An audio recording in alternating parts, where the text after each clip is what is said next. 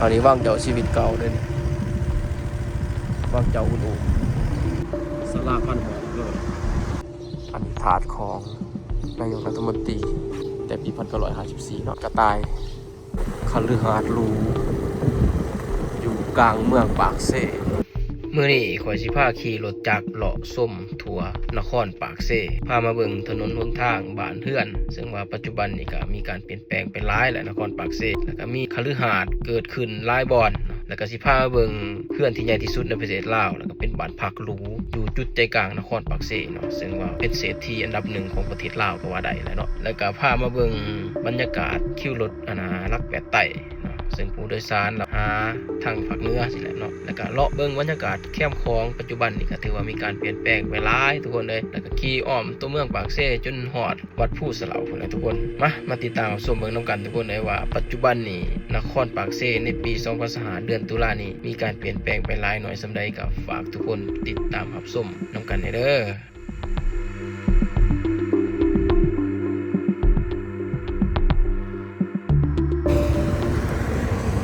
สบายดียามเสาร์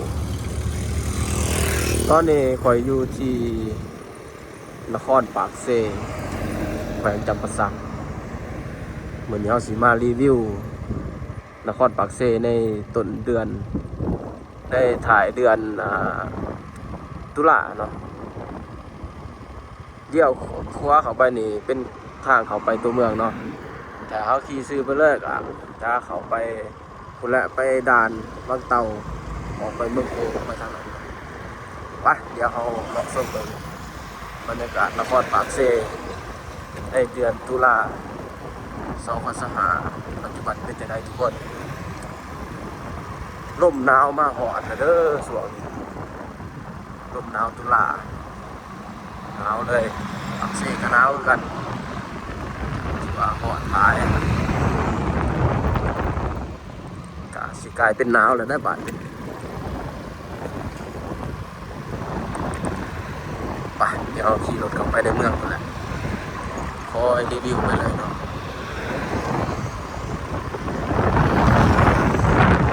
บริเวณนี้เขาเอิ้นรักแปดรักเก่าอันนี้ห้องเรียนวิจิตรศิลป์สันกลางโรงเรียนแต่งหูศิลปะได้ทุกคนเรียนศิลปะเนาะศิลปะทุกอย่างเลยตอนนี้ก็เข้าสู่นครปากเซ่แล้วเป็นคอนกรีตได้ทุกคนไป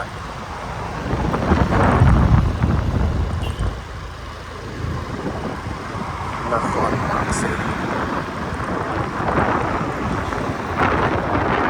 มาเบิ่งกันเนาะว่าปัจจุบันนี้เปลี่ยนแปลงไปหลายส่ำใด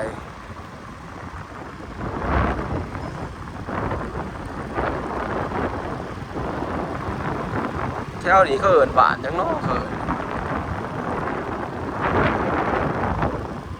บ่แน่ใจทุกคนเดี๋ยวสิพาเราอัปเดตเบิดทั่วตัวเมืองเลย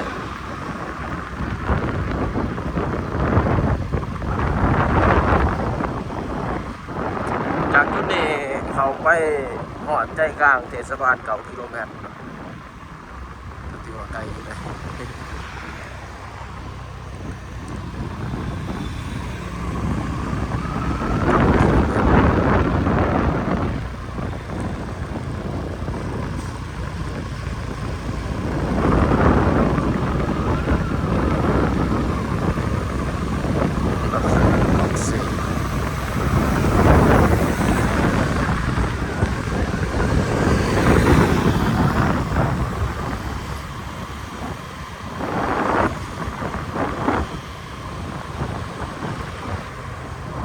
แถวนี้เพิ่นรักแปดเนาะ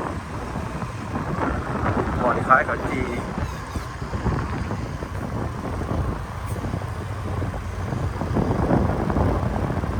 คิวรถรักแปดไต่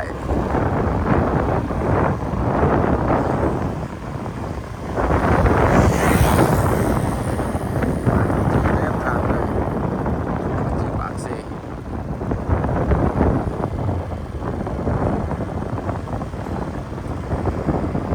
คือคิวรถลักแปด คิวรถรับ8ทุกคน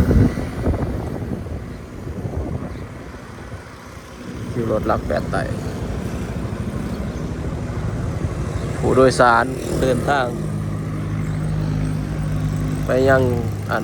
ภาคใต้เนาะสารวันเซกองอัตตปือแมนอยู่จุดนี้เลยเดี๋ยวสิพาทุกคนขี่รถเลาะเข้าไปเบิ่งก่อน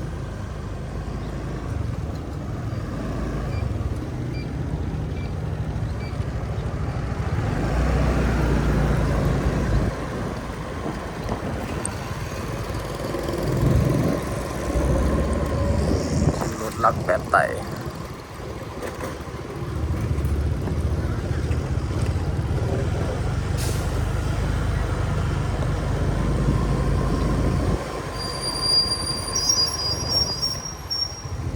มีตลาดได้บ่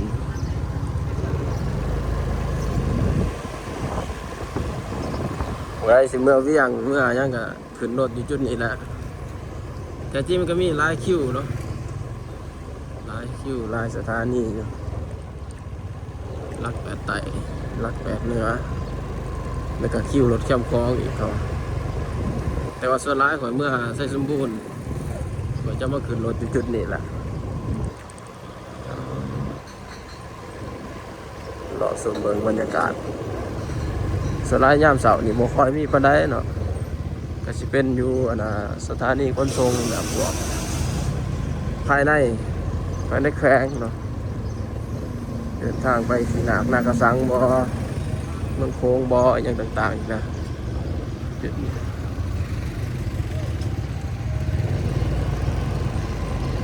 นี่เนาะ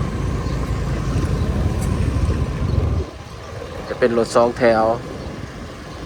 แบบในตำนานเลยปากเซขีนากนากระสังดอนโค้งเมืองเซนจุดนี้เป็นรถ2แถวทุกคนเมืองม่นลาปาโมสถานีขนส่งปากเซ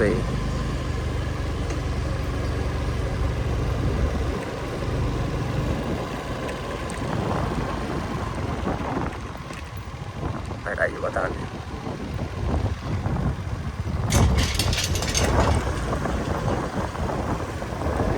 อัตตปือ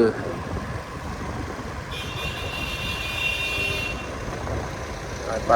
ปากเซ่เรียกจานปากเซ่เรียกจานสารวันปากเซ่เด้อไปทุกคนเดี๋ยวออกไปหลอกกันเดี๋ยวก็มาหลอกถ่ายบรรยากาศที่เบิ่ง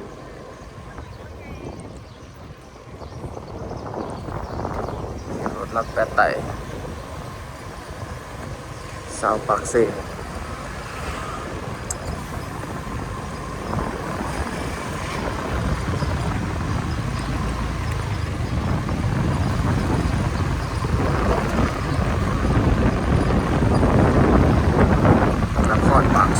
คนร้าย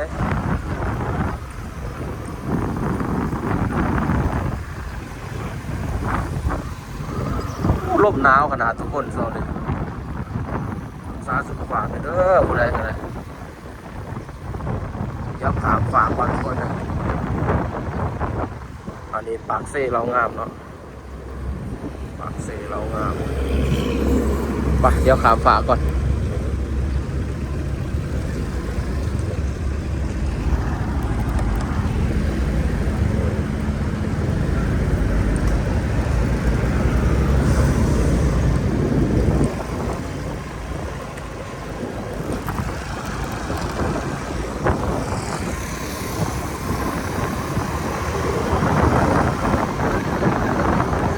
ขามฝากก่อนทุกคนบัดนี้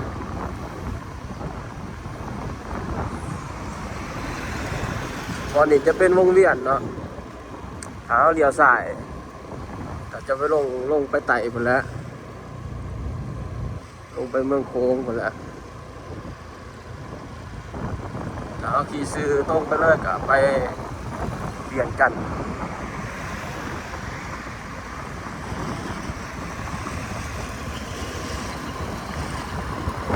ปากเซ่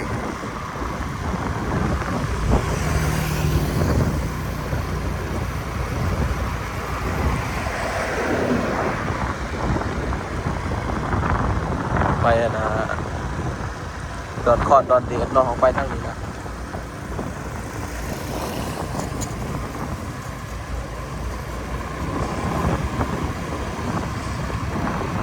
โอ้รถจอดข้างขนาด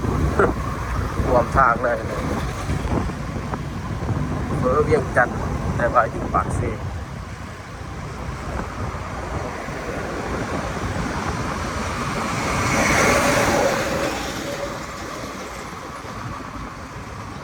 ลักเจ็ดนี่เนี่ยลักแปดแล้วก็ลักเจ็ด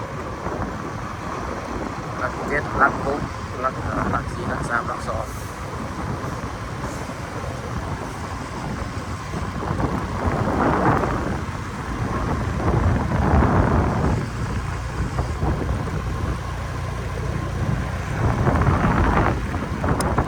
ตอนนี้บรรยากาศตอนเสาร์เวลา7 โมงเสาร์วันเสาร์ที่25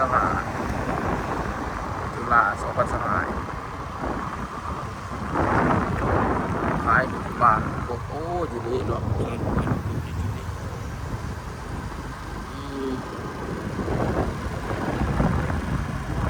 คำนับขับตอนกองประชุมใหญ่ครั้งที่เก่าขององค์คณะพรรคแขวงจำปาสักอย่างสุดใจกล่าวเข้าสู่เด้อไปคอนปากเซ่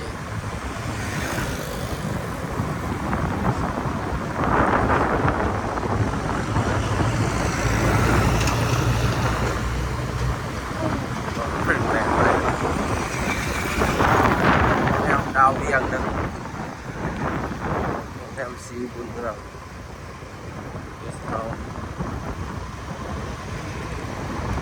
สนามบิน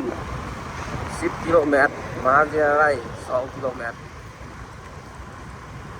เดี๋ยวสายเป็นมหาวิทยาลัยมจ.จำปาสัก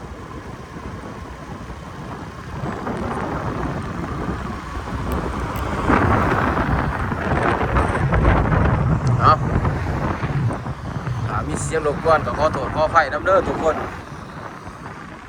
วันนี้เราสิมาทั่วปากเซ่ไกด์ปากเซ่เลาะทั่วปากเซ่ให้ทุกท่านติดตามชมรถเบารถใหญ่จากรถ3 ล้อรถขีด1 2 3 4เบื้องละ4 เลนเนาะ8 เลน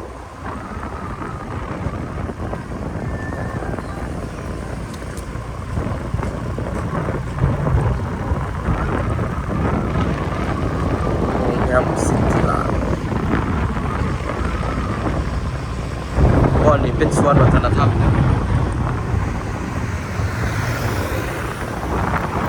เป็นแบบเป็นไหมร้ายอยู่จุด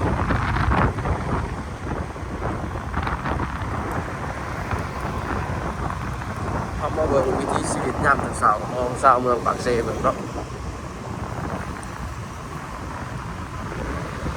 สายอื่น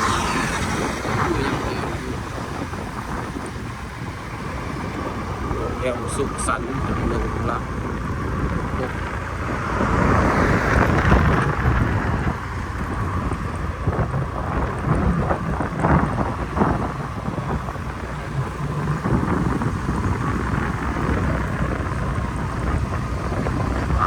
ปากเซ่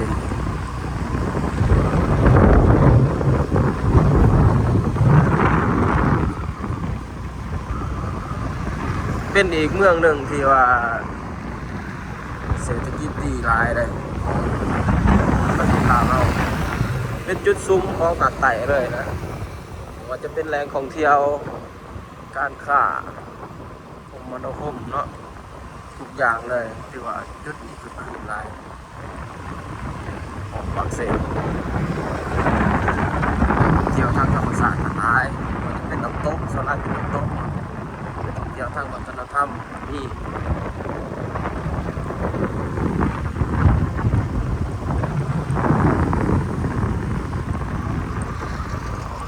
ยามสายลมเย็นโอ้หมอยที่รถตัดหนาไป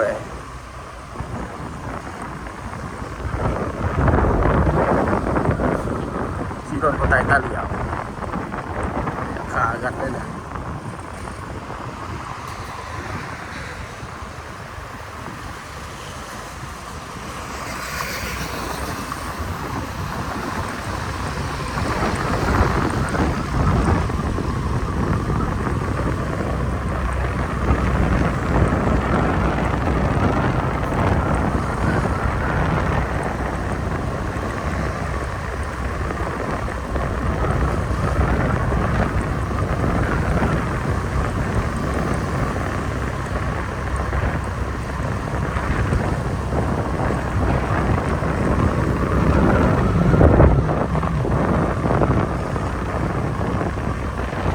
รยากาศยามเสาร์นี่เพิ่งคือว่าคนบ่หลายเนาะ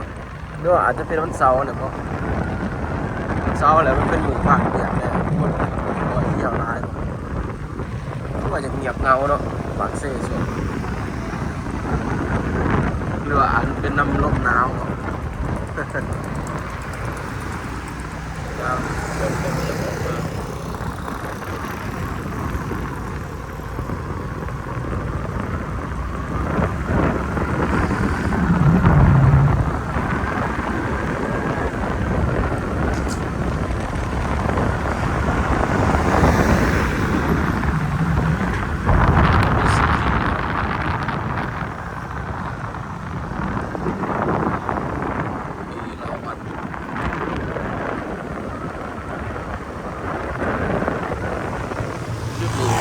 เสียงเนาะเลยกรุงเทพปทุมพยมสมบูรณ์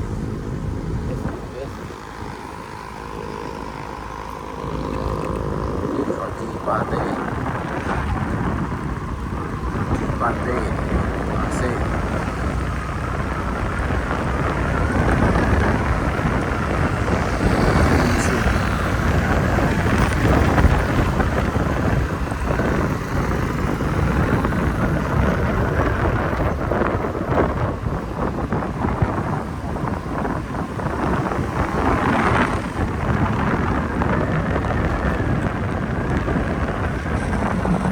ปากเซ่เนี่ยก็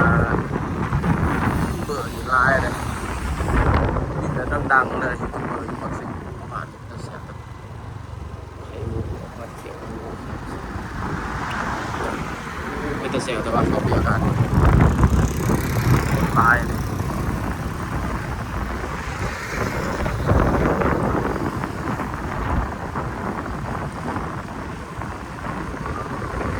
หมอทานแข่งจำปาสัก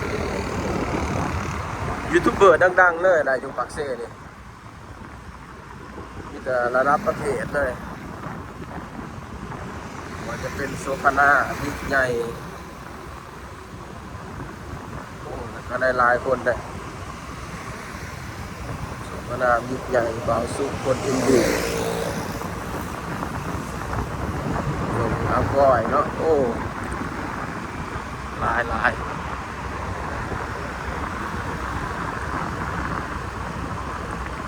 ดอกนี่งามเลยหอดยำบ้านเนาะสีเหลืองงามเลยตามทาง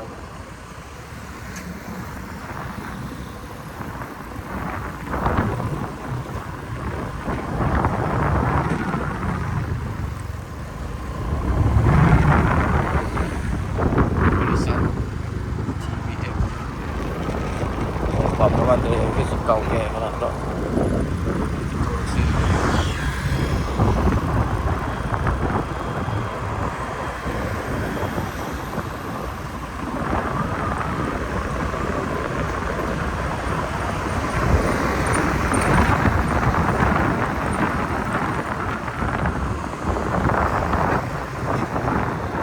ตอนนี้เขาจะขี่รถเข้ามาหอไซระบุเลยแต่บ้านยังไม่มีป้ายเขียนใส่เนาะ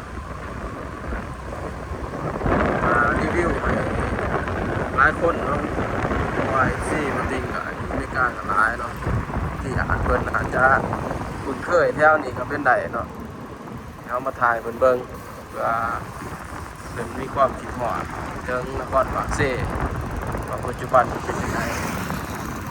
จะเพิ่นไปตามนี้เลยเด้อในที่เขาพูดเขาก็สิขอได้บรรยายไปวันนี้ผมนำโรงเรียนน่าจะเป็นโรงเรียนหลายตัวโอ้โรงเรียนสามัญกินนอนชนเผ่าจำปาสักอยู่จุดนี้เนาะโรงเรียนสามัญกินนอนชนเผ่าทุกคนตอนนี้ถือว่าเขามาได้ส่วนในเมืองเลยนี่เดี๋ยวจอดถ่ายรูปไปก่อนเก็บภาพหน้าปกก่อน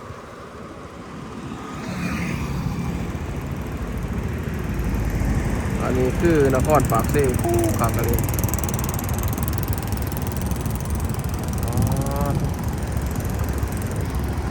นครปากเซ่ทุกคน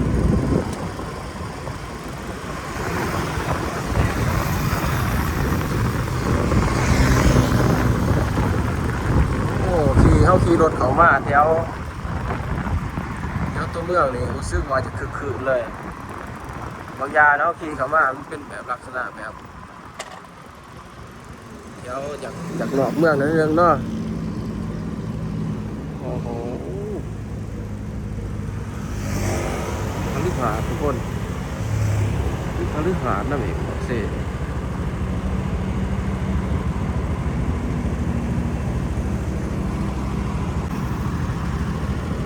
ว้าวไปบัดนี้เราก็สิได้เขาไปส้มเบิ่งบรรยากาศตรงบักเซ่ก่อนอันนี้คือจอมผู้มาโลกมาทุกคนแม่นบ่ใกล้โอ้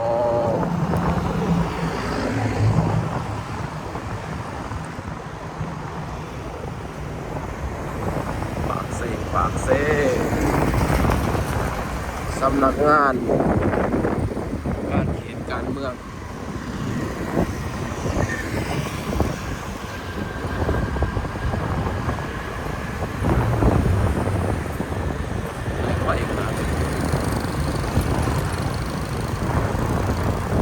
ด้านนี้ก็ขี่รถผมแบบไต่ตันเดียวอะ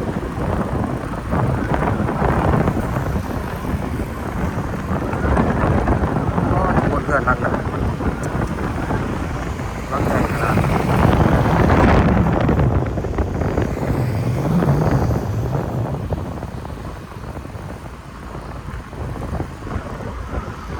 แผนกสาธารณสุขเขตจำปาสัก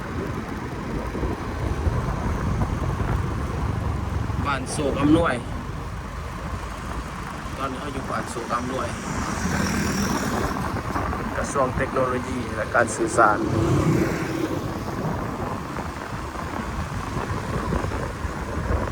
ทุกคนเนี่ยเพื่อนรักตัวนี้คนนี้คล้ายลงกินสุดครับคล้ายลงกินสุดแคมทางเลยจะขายตอนเสาร์เลยนะทุกคนเนี่ย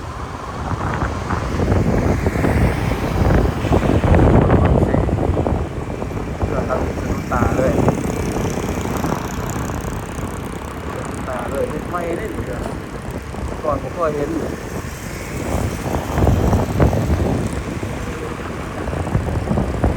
ทำขาดเลยทุกคนเลยเหมือนเพื่อนเลย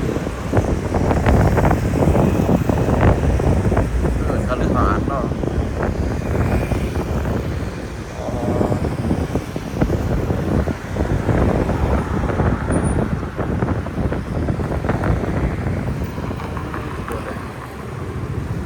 ใหญ่ขนาดมีนูปินซี่เนาะ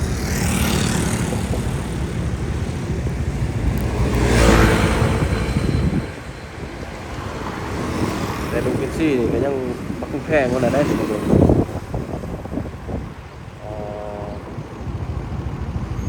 การเขายิ่งใหญ่ขนาดถ้าก็เคยเห็นเลยถ้าก็เห็นอยู่นี่สงสัยเห็นใหม่ยังไม่เลยไม่ยังไง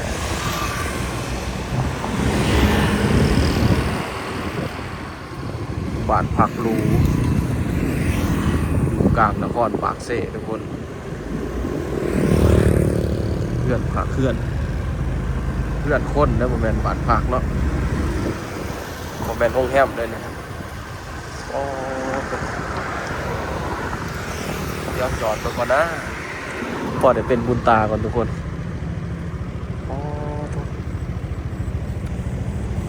เบิ่งแต่กำแพงนี่ก็ยังเฮ็ดเทือนแต่ก็จะได้ล้างเลยนะลายเนาะกำแพง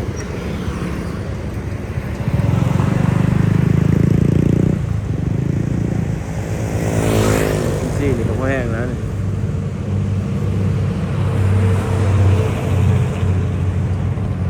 อ๋อตัว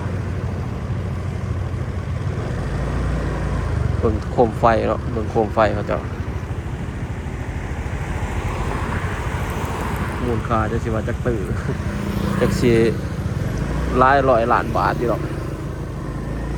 ตามเบิ่ง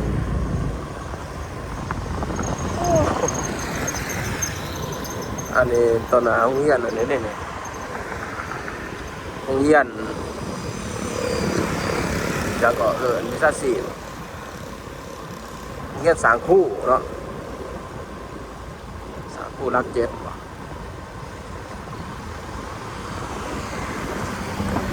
อ๋อเหือนหลังนั้นงามมันดีทุกคน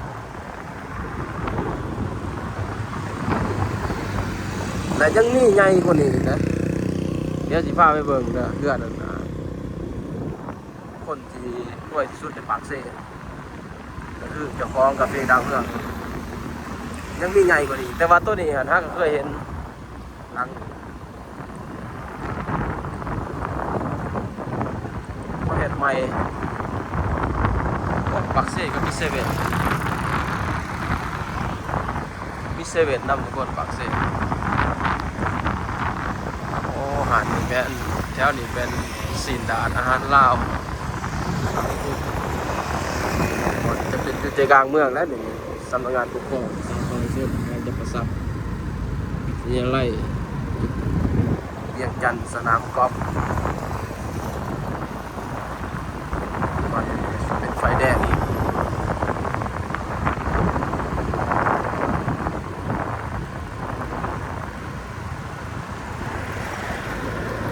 ไปเลยบ่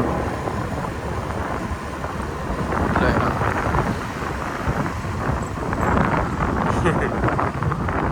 ไปเลยครับทุกคนนะผ่านยังอันนี้โอ้ผ่านคล้ายอุปกรณ์ก่อสร้างแทงนำในต่างๆอยู่นี่เนาะทางเจริญ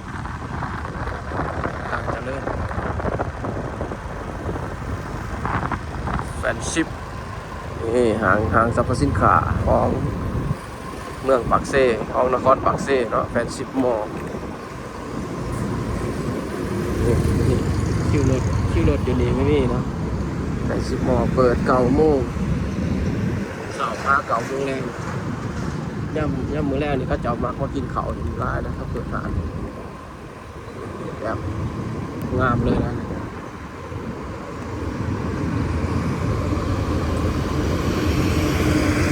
อันนี้คือจุดใจกลางแท้ๆเลยทุกคนจุดใจกลางนครปากเซ่แท้ๆเลยนะจุดนี้มีปตทมี2 บ่อเนาะตามเราขี่รถมาเนี่ยอยู่นอกหันกลับอยู่นี่นะแต่ว่าอยู่นอกจะคือคืนขายรถจักรน้ำตา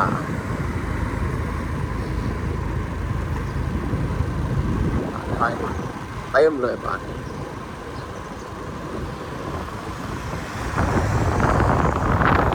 เวียงจันทร์669 กิโลเมตรด่านสากลบางเตา73 กิโลเมตรบางเตา2 เมตรตอนโค้งสถานีรักแบบไทยข้างขางเขานี่คือสนามกีฬาแห่งชาติแห่งจังหวัดสักโอ้แหล่งท่องเที่ยวนี่ทุกคนมีแหล่งท่องเที่ยวเต็มเลยนี่มาขมืดผาดอนาเนื่องปากซองไฮแลนด์ดีกีเต็มเลยเป็นเนี่ยวัดสะเหลาก่อนเพ่งก็อันนี้ใจกลางนครปากเซ่ไปตลาดดาวเรืองเนาะโอ้บอลนี่เขาเห็ดใหม่บอลนี่ผักอะไรเลยสวนสาธารณะได้นี่เป็นบอลออกกำลังกายทุกคนหลากหลาย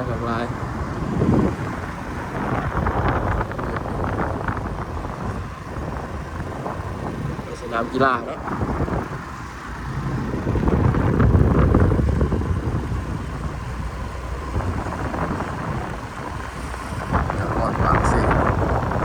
สื่อตรงไปนี่ไปนั่นเลยได้หนึ่งไปนาเวียงจันทร์มาแล้วเดี๋ยววันนี้สิเลาะทั่วเบิดเลยนะปากเซ่ปัจจุบันนี้เป็นยังไงซีพีอาหารสดธนาคารอินโดจีน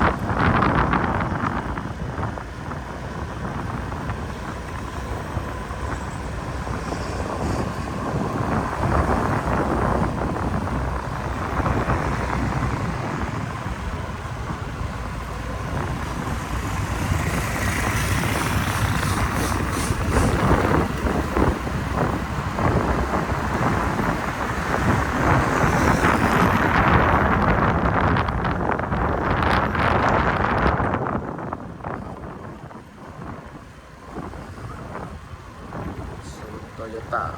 ปากเซ่เดี๋ยวก็ต้องได้รอไฟแดงก่อนรอไฟแดงก่อนนะครับ7 6 5 4 3 2 1 0มาไปเอาก็ต้องได้ไปแล้ว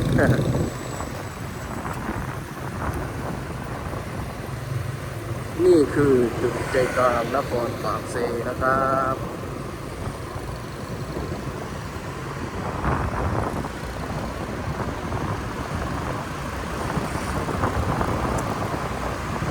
โรงแรมทั้งหนาเจ้าเห็นนั่นคืออันนั้นแต่ก่อนเป็นวังเห็นของท่านแล้วเราหมดได้อยู่สักเดี๋ยวปัจจุบันนี้เป็นโรงแรมจำปาพระเหรียญจำปามากเลย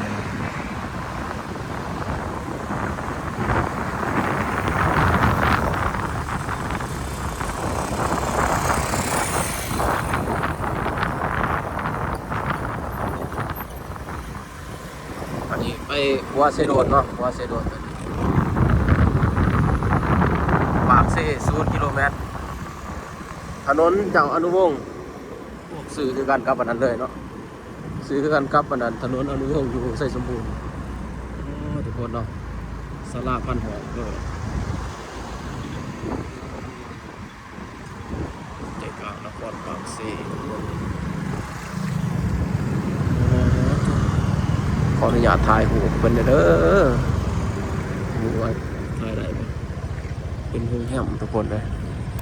จุดนี้จำปาพาเลท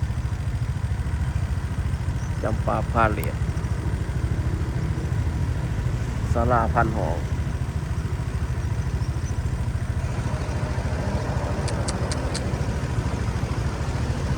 ใหญ่เนาะทุกคนเนาะตอนนี้ว่างเจ้าชีวิตเก่าเลยว่างเจ้าอุ่นอุ่อยู่ใจกลางนครปากเซเลยปัจจุบันเห็นเป็นห้องแฮมแล้วเนาะจำปาพาเลยมีจักสันวะ1 2 3 4 1 2 3 4 5 6โอ้เห็นแบบรู้ลาขนาดเนาะสมัยตะกี้เลยนี่ก็ยังรู้ลาปะนี่ก็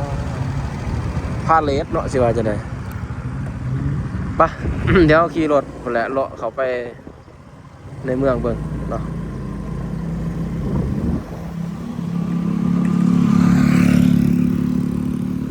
ดูบรรยากาศปากเซ่เด้อทุกคน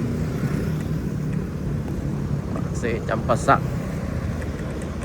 ที่เป็นเมืองปากเซ่เนาะปัจจุบันนี่เป็นนครปากเซ่แล้ว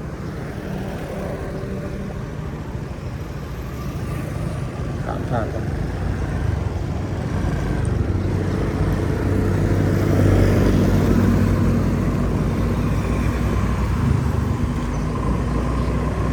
ก็ขี่รถส่วนทางไป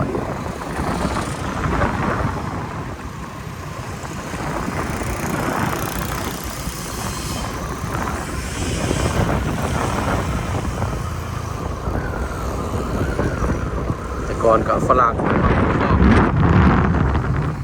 จะให้ฟังเมืองของปากเซ่จะขายสไตล์ฝรั่ง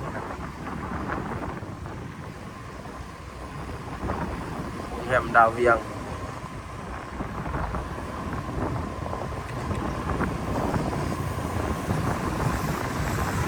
ก้อนเนี่ยก้อนบุญสงงานรถติดนะติดเทติดปลาคนมาเบิ่งสวงเหือ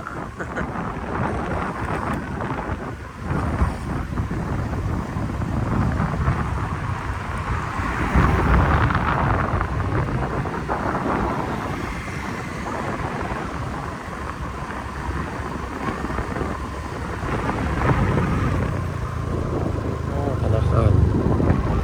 งามเนาะสีขาวตื่นตาเลย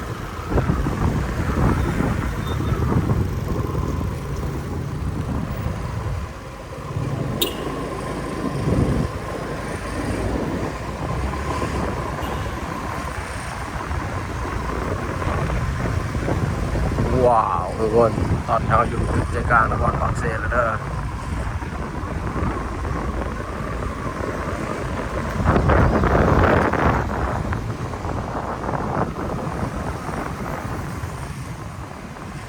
หัวขามเซโดน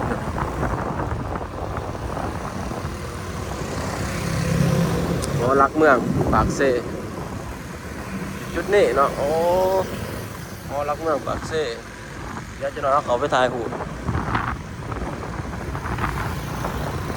เดินทางด้วยความปลอดภัยหัวสุภานุวงศ์เจ้าสุภานุวงศ์ที่เหตุควรนี่เนาะเจ้าว่าโอ้เรียบร้อยเลยเปลี่ยนแปลงเด้อเปลี่ยนแปลงต่างใหม่หลายเนาะปากเซ่เด้อปากเซ่ว่าเซ่โรดเนาะอันนี้แหละปากเซ่เกิดฟ้าเบิ่งแล้วสุดยอดปากเซ่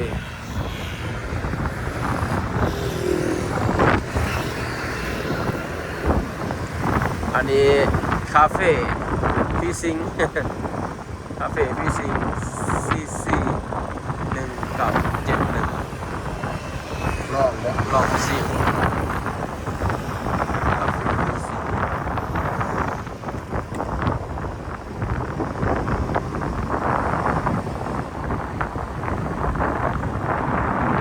มาหอดจุดนี้ก็ออกไปต่อเมืองนั่นได้ประเด็นทุกคน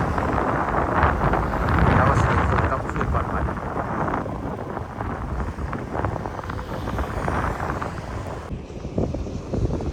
ทุกคนตอนนี้บอลติงอยู่ที่หัวขามเซโดวาสุพรรณวงศ์นั่นเองจุดนี้จะเป็นสายน้ำเซไหลเสื่อมต่อใส่กับน้ำคลองก็เลยเอิ่นว่าปากเซเนาะนี่แหละที่ไปที่มาของคำว่าปากเซก็คือสายน้ำเซไหลใส่แม่น้ำคลองเป็นปากน้ำเนาะคือปากสั้นนั่นแหละทุกคนเลยโอ้เดี๋ยวนี้แคมคลองนี่คนพัฒนาไปหลายทุกคนซึ่งว่าพัฒนาไปหลายเลยเนาะ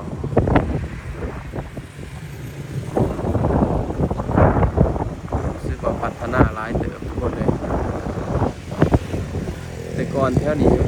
บนนี้กันเตือนตาฟังเดี๋ยวนี้ตาฟังกันเตือนครบเลยแต่ผมว่าท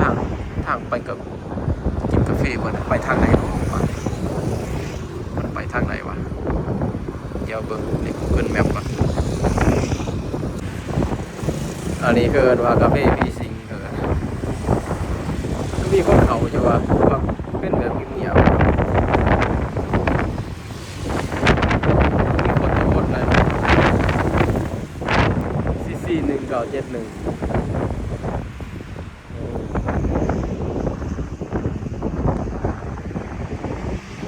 เดี๋ยวเขาขี่รถเอาไปแถวในเมืองคนไหนเนาะเดี๋ยวรอแคมป์คลองเบิ่งเนาะรอแคมป์คลองเบิ่งแล้วเขาไปในเมืองเลยแล้วก็พูดแหละ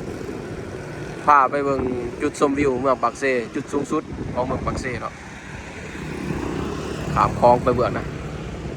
ไปติดตามชมไปนำกันทุกคน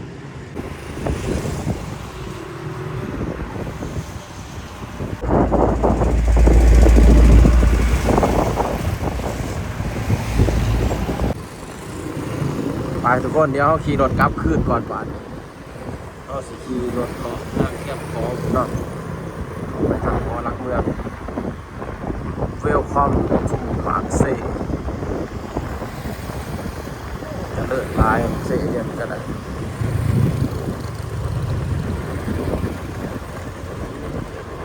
ทางเก่าลายเนาะเวลคอมทูปากเซนี่โอ้จะเป็นหอรักเมืองหมดคนเดี๋ยวเอามาส้มหอรักเมืองก่อนเนาะ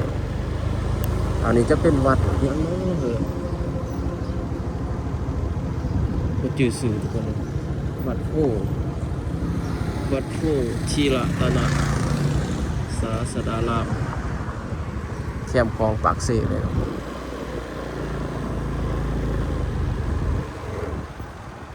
น่าจะจอดรถได้ป่ะเนี่ยเพราะว่ามีป้ายทุกคนตอนนี้ปล่อยมาหอดฮอลักเมืองปากเสแล้วอันนี้คือจุดใจกลางของเมืองปากเสอันนี้ทางนี้วัดหลวงก็คือวัดหลวงเอาสิพาทุกคนเลาะชมบรรยากาศหนาวแห้งทุกคนในช่วงนี้หนาวล่มเลยไปเดี๋ยวเราเลาะชมบรรยากาศฮอลักเมืองแล้วก็สิขี่รถเข้าไปทางแคมป์คลองไปเบิ่งจุดชมวิวอยู่ผู้สลาเนาะจุดสูงสุดของเมืองปากเสไปติดตามชมกันแล้วกันหอลักเมืองปากเสจุดใจกลางของหอลักเมืองไปเดี๋ยวเราเลาะชมเบิ่งบรรยากาศหอลักเมืองเดี๋ยวเลาะมาทางนี้ก่อนซะเนาะ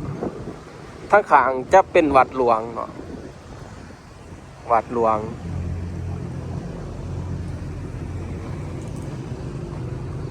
เดี๋ยวเลาะชมเบิ่ง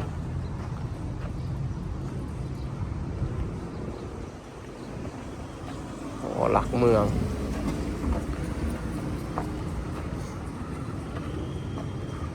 เป็นจุดใจกลางของเมืองปากเสเนาะจุดนี้ก็สิเป็นบอนมีบอนนางลินทุกคนเลยบอนนางลินปลูกต้นไม้ใส่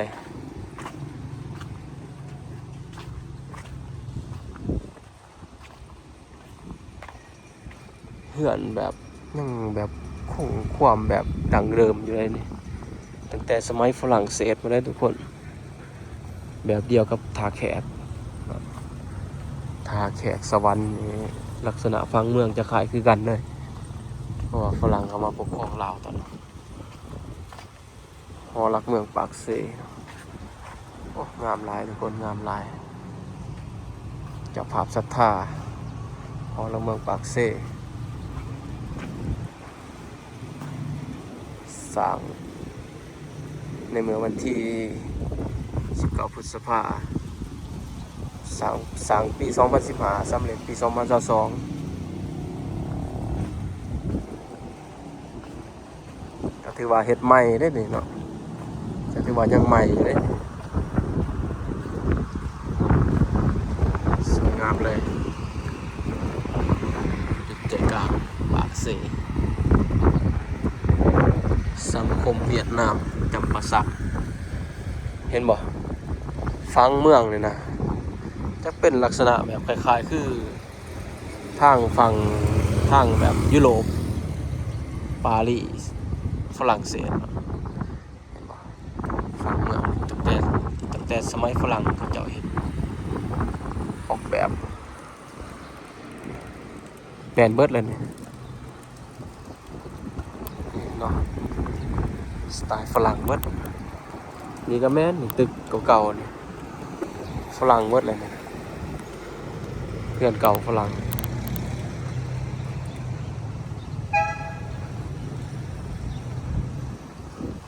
เสาหลักเมือง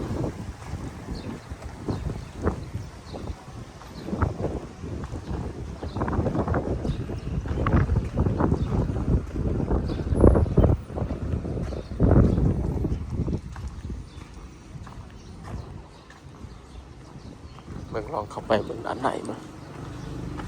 เข้ากันยังเห็นพอท่านแล้วนะทุกคน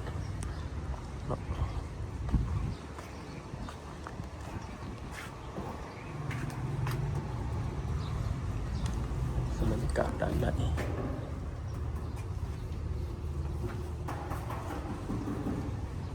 เขาเจ้ายังก่อสร้างอยู่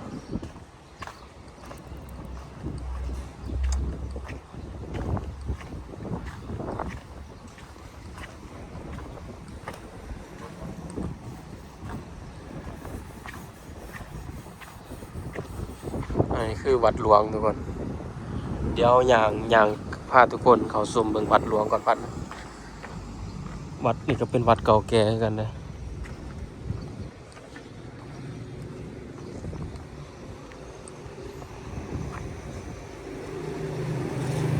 อันนี้ออกไปนี่ซื้อไปแคมป์ของเลยเนาะเดี๋ยวไปตลาดดาวเรืองเลยซื้อเลย วัดหลวงจำปาสักนครปากเซ่ไปเดี๋ยวขี่รถยางกลับไปเบิ่งก่อน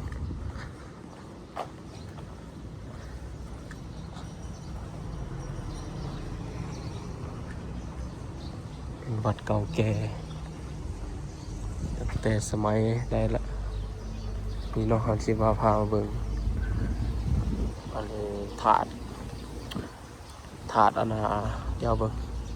เพิ่นเขียนชื่อใส่ดอกนี่เน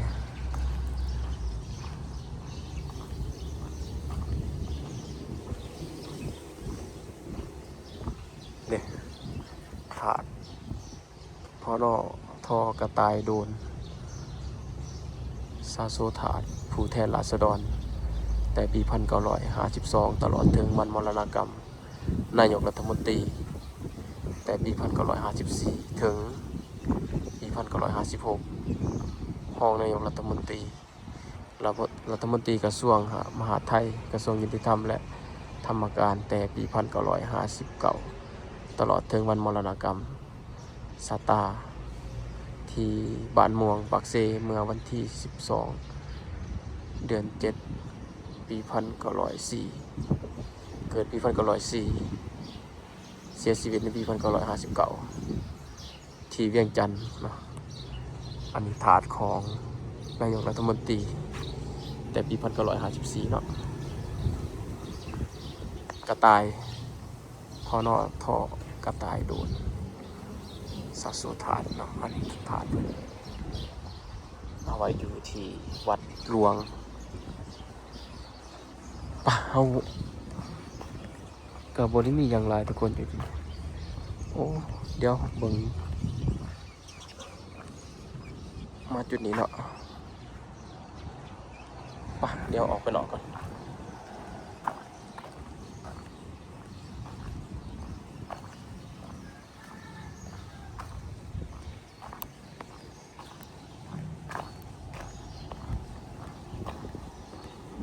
วัดหลวงปากเส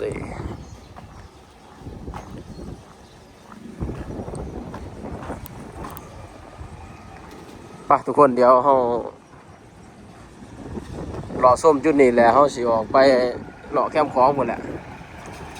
เลาะแคมป์ของปากเซ่ในปัจจุบันนี้เป็นยังไง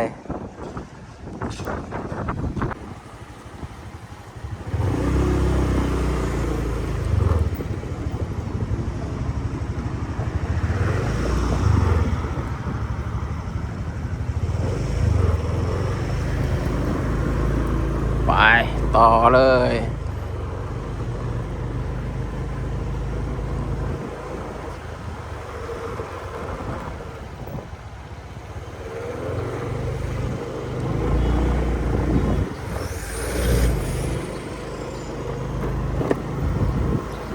เดี๋ยวขี่รถเกี่ยวเขามาแถวแคมป์คลองกันทุกคนเรียบแคมป์เซ่เนาะแล้วก็ไปแคมป์คลองได้โอ้สำนักงานใหญ่จุดนี้เนาะธนาคารพัฒนาลาว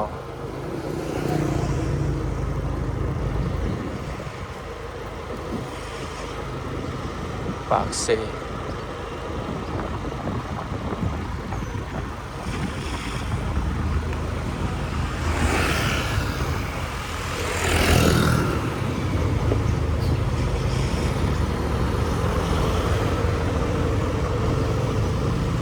ฟังเมืองแบบว่าออกแบบนี่คักอะไรเนาะแบบสมัยตะกี้ก็จะออกแบบฟังเมืองเป็นเฮือนแบบเป็นตึกแล้วก็บอลแจอนาโมมมันก็สิเป็นลักษณะแบบบอลทางโค้งนะก็เสร็จเป็นแบบสามเหลี่ยมสามแจเลยอันนี้คิวรถแคมป์คอนี่เกินอ๋อคิวรถแคมป์คออยู่นี่เนาะคิวรถโดยสารเทศบาล VIP โอ้ทุกคนเลยแถวนี้แตกต่างเก่าหลายคิวรถท่องเที่ยวห้ามจอดรถแท็กซี่อันนี้ที่คิวรถอันน่ะแคมป์คลองเขาจะ เออตอน2 ปี 2019เนาะทุกคนแถวนี้ยังเป็นแบบว่าจักสิว่าแถวนี้มันเป็นแบบยังบ่ทันได้พัฒนาหยังเลยเนาะคอเวียเอาเป็นวงเวียนจนเดี๋ยวสิขี่รถเลาะเบิ่งแคมป์คลองเบิ่งก่อนอันนี้ซื้อเข้าไปนี่ก็เข้าไปในเมืองเลยนะนี่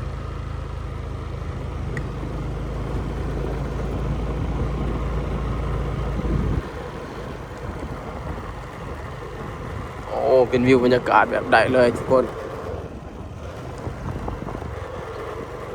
โอ้นี่ปากเซ่นี่ปากเซ่ปองไซแม่น้ำคลอง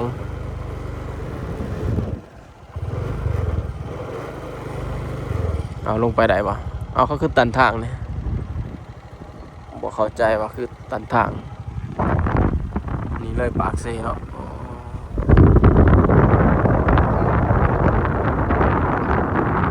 โอ้บอลน่ะก็มีขนาดนะทุกคน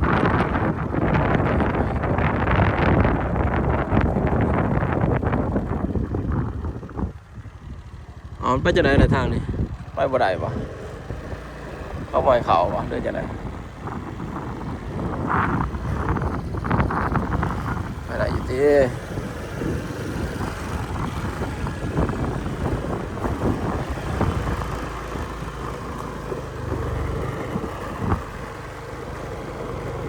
อ๋อทุกคนปัจจุบันแคมป์ของปากเซนนี่เปลี่ยนแปลงไปหลายเลยเด้อ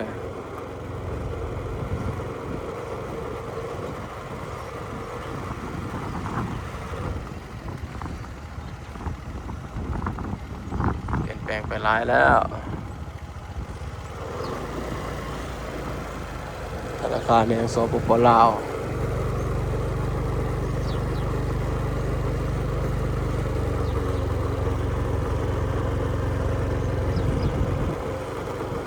พูดทุกคนผู้สะเหลาวัดผู้สะเหลาเนาะเขินโอ้เห็นบ่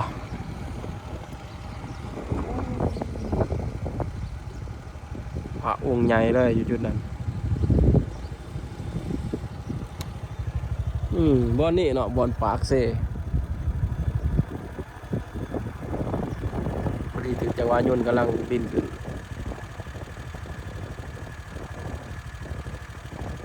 หรือบินลงน่าจะบินลงหลายกว่าสนามบินทางนั้นเนี่ยไกลๆ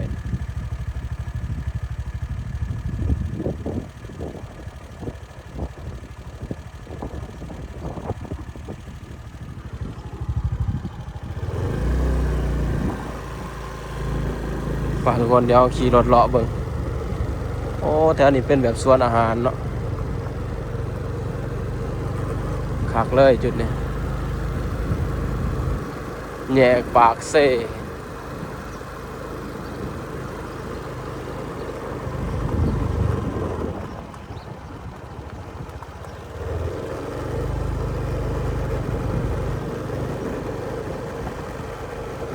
เพื่อแพร่คำฟ้อง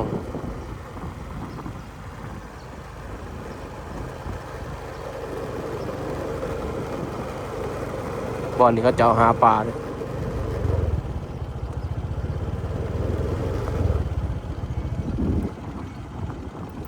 อ๋อยุ่นมันบินเจิดคักขนาดทุกคนเลยมันสิบินโค้งได้นี่เนาะโอ้เดี๋ยวเบิ่งจังหวะมันตีเหลี่ยวโค้งเข้ามาโอ้ครั้งแรกเลยที่เห็นแบบจังหวะยุ่นบินแบบนี้โอ้ใหญ่ดีเว้ย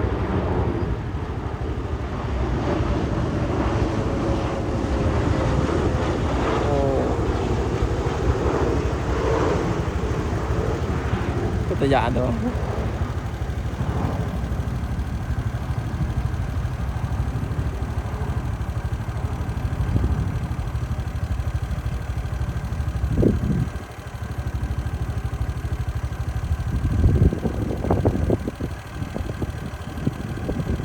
หวาดเสียวขนาดนั้น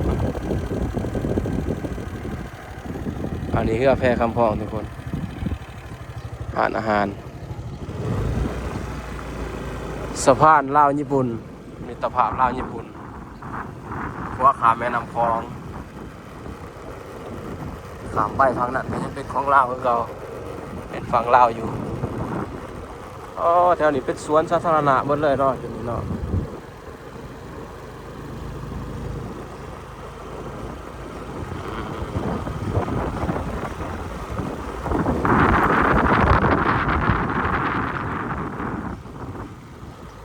คือบรรยากาศแคมป์ของปากเซ่เด้อทุกคนว่าสร้างแล้วในปี2022นะกันนะ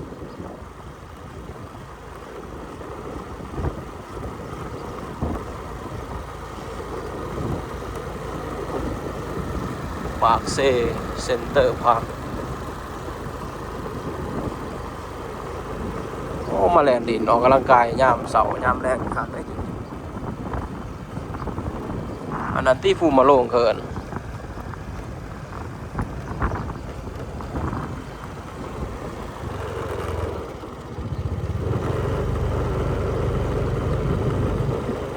ปากเซโอ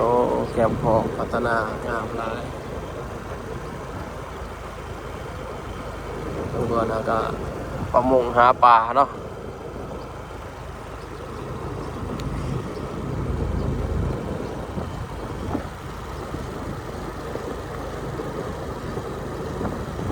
เดี๋ยวจะขี่ไปเรื่อยๆมันสิสุดหอดใจเลยแคมป์พองโอ้จุดนี้จุดแบบถนนคนเดินที่นี่ซีนดาดชมวิวแคมป์พองนี่ทุกคนคฤหาสน์ที่ใหญ่ที่สุดในประเทศลาวกับว่าได้นี่แคมป์พองนี่แล้วก็รวยกว่าหมู่ในปากเซ่เศรษฐีปากเซ่นี่คฤหาสน์ดาวเรืองเจ้าของกาแฟดาวเรืองนี่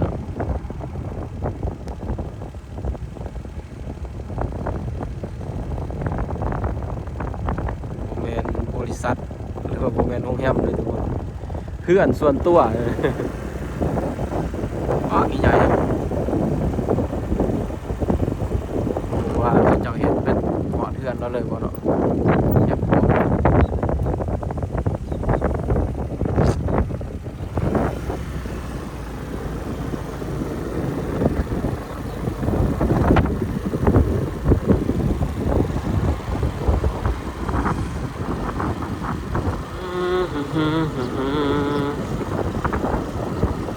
กลางคืนนะจะคือคืนแถวนี้จะขายเครื่องขายเสื้อผ้าอาหาร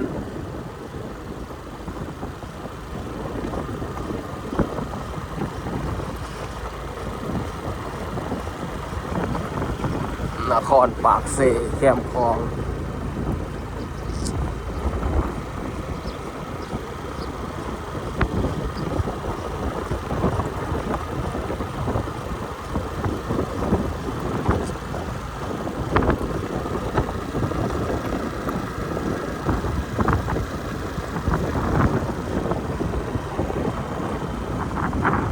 หาปลา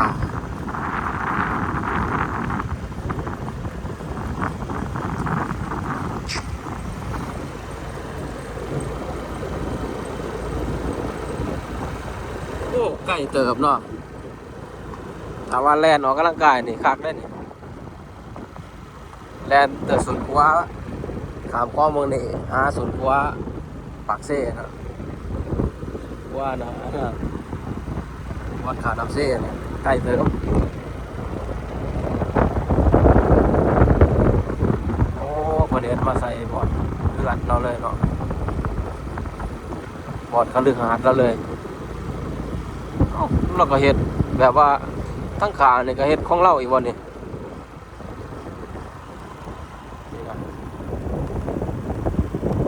คฤหาสน์อยู่กลางเมืองปากเซ่แคมป์คลองเลย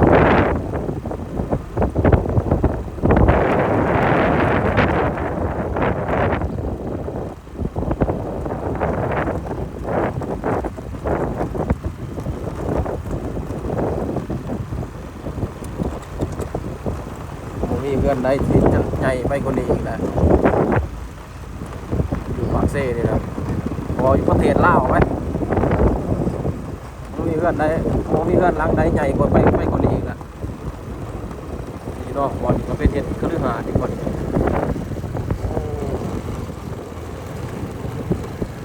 แถวนี้เข้ามาเห็ดคฤหาสน์เนาะแล้วสไตล์ยุโรปเดี๋ยวครับอ๋อเขาเห็ดมาใส่หน้าบ้านเราเลยเด้เนาะ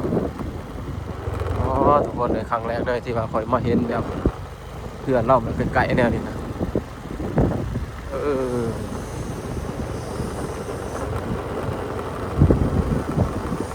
อ๋อต้น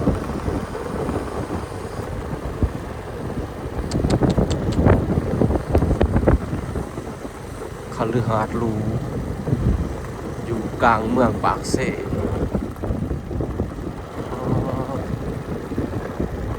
แต่ว่าคือเห็ดหมดแล้วเนาะแบบเห็ดหมดท่านแล้ว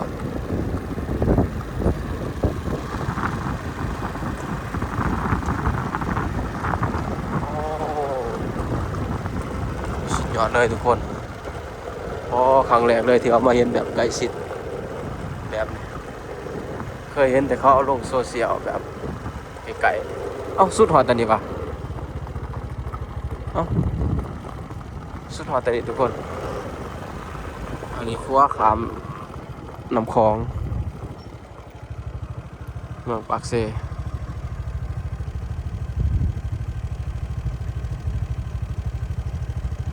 พูดเลยทุกคนเดี๋ยวเราสิพาทุกคนขี่รถจักรขึ้นไปพูดไปส้มเบิงพระองค์ใหญ่เนาะ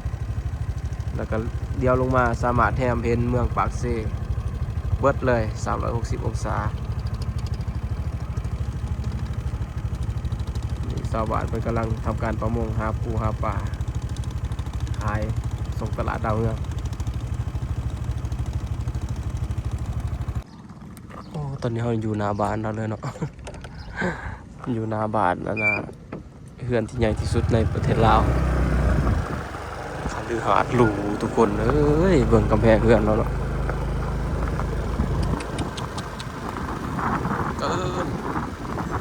ป่ะเดี๋ยวเราขี่รถกลับคืนก่อนเพราะมันมีทางออกอะไรมันนี่เนาะอยู่จะคนเลยเนาะ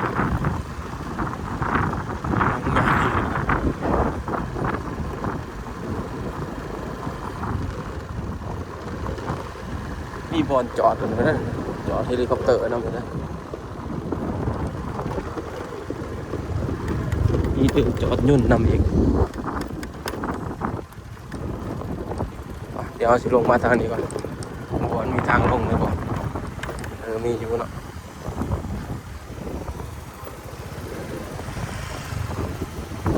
เกี่ยวมาทางหลังเงื่อนเราก็สิเป็น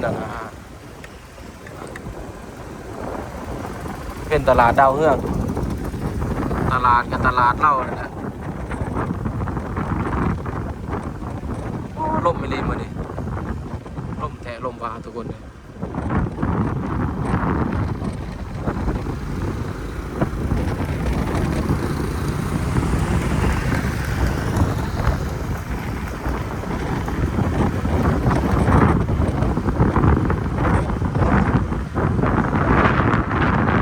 อันนี้คือตลาดดาวเฮืองเมืองปากเซ่อยากจะประสักทางหลังเพื่อนเราเลย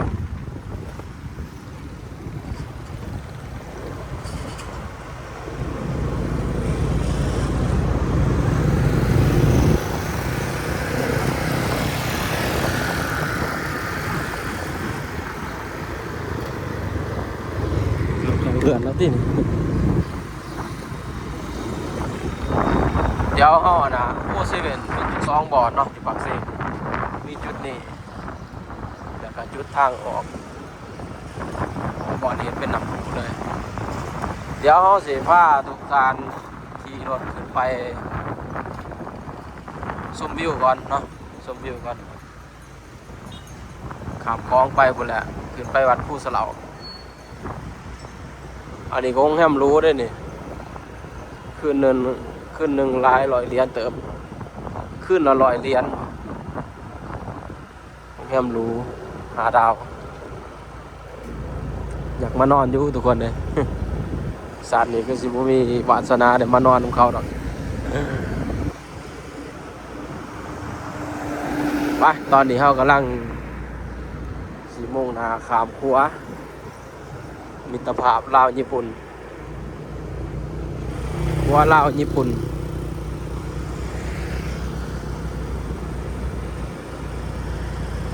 สวยงามเลยทุกคนอ๋อตัว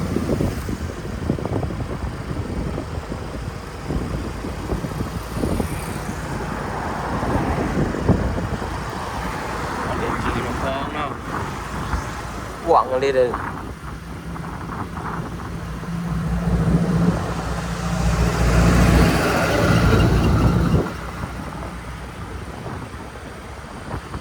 ทางนี้ขามไป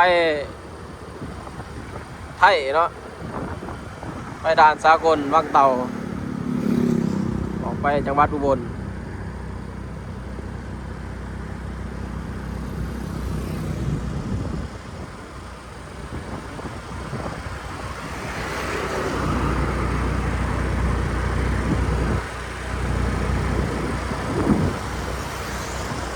บ้าไก่เต๋อแต่ว่าแม่นเป็นกิโลมันวะเนี่ยจักลักว่ะได้บ่ลักปลาย2 ลัก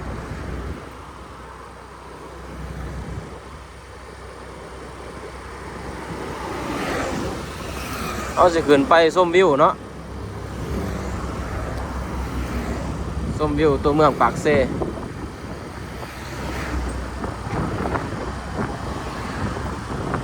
ทางลมประเด็นอย่างเดียวทางลมเป็นอย่างไรเป็นวัดบ่หรือเป็นอย่างไรเป็นแบบคณะสงฆ์บ่หรือเป็นหาดอาหาร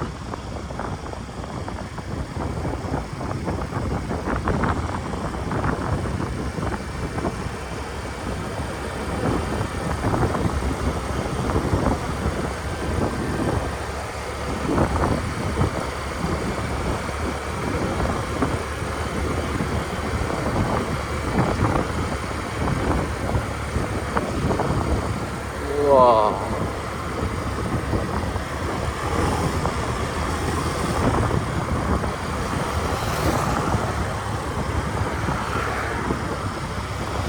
สวยงามเลย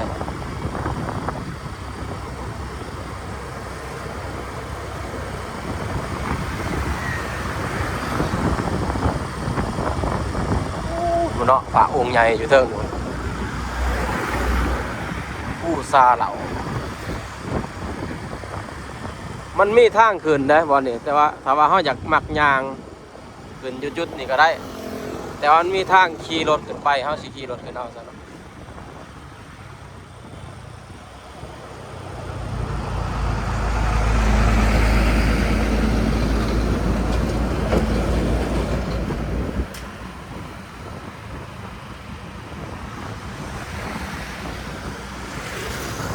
เสียวเว้ยทางคือว่าแคบๆนะ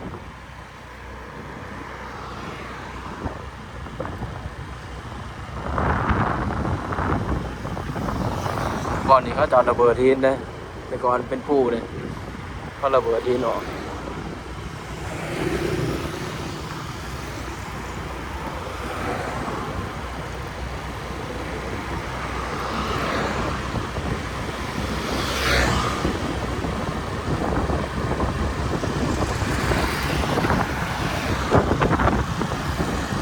เดี๋ยวสิได้เลี้ยวมาทุกคนเลย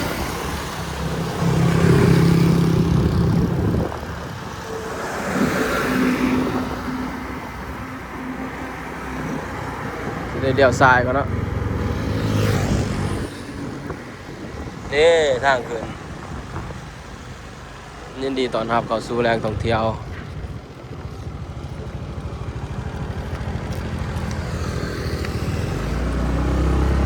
แหล่งท่องเที่ยว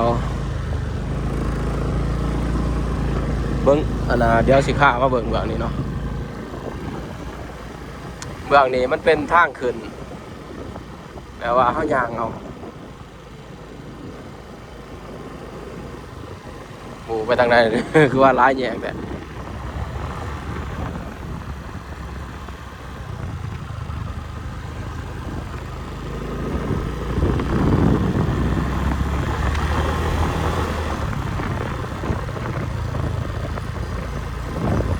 โอ้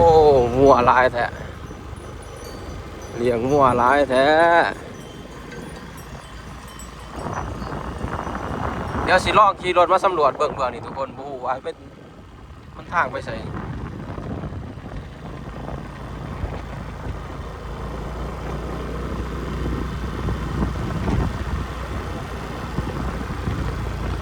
น่าจะเข้าไปบ่ได้ทางตันโอ้ตันแหละ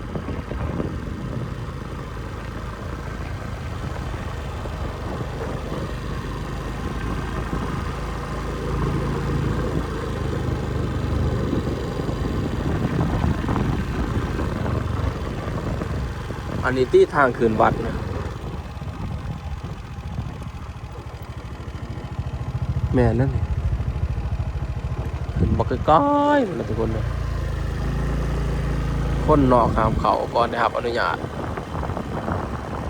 รู้ว่าแม่นยังมาเขาว่าเป็นสิบเขาแต่ว่าสถานที่เบื้องผู้สีแบบจะพกแน่นอนหนึ่งทุกคนนะไปเดี๋ยวเขาขี่รถเอานะบัดนี้ขอยขี่รถมาแถวนี้เพื่ออยากสอบผู้บอลว่าทางขึ้นมันบ่ได้นะเห็นเขาเจ้าขี่เห็นเขาเจ้าย่างขึ้นไปไกลเติบได้โอ้น้ำคลองเลยทุกคนเดียวเบิ่งโอ้จิ๋วมันกว้างเนาะน้ำมาแห้งเลยท่วมเบิดได้แถวนี้นี่คุณเบิ่งไหมสายน้ำบักใหญ่เหมือนท่วมเบิดแล้วตะกี้ปากเซ่เนาะฝนวังปีกายนี่ก็ท่วมเบิดแถวนี้โอ้ทำพ่อนี่เราเลี้ยงหัวลายขนาด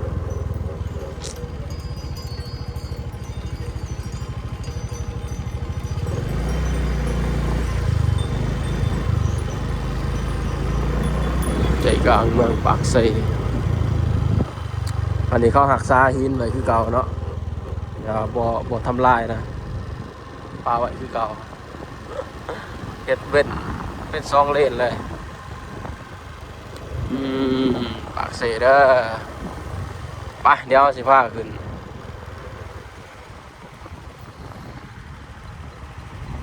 ชมวิวภูสะเหลาก่อน